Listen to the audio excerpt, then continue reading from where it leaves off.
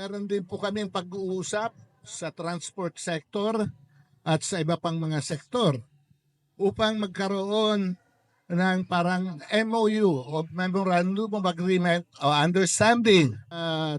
Tukoy na issue ang lack of access doon sa carousel ng mga PWDs ng persons with disabilities.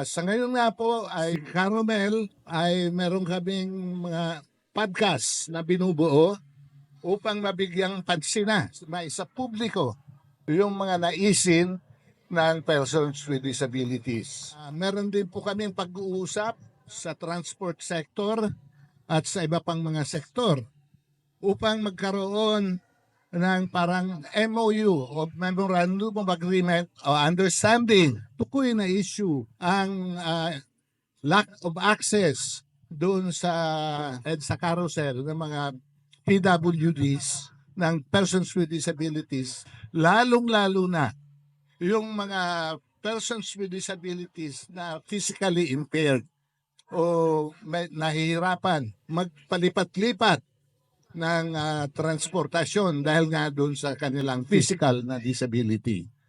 Tingin ko po kung itutuloy-tuloy pa natin ang pag-asikaso sa issue na to dahil hindi naman ito madalian, pero may bibigay po natin sa publiko at papaparating natin sa mga kinauukulan ng mga policy makers yung pangangailangan na bigyan ng kagyat at pangmatagalang solusyon ang issue ng accessibility.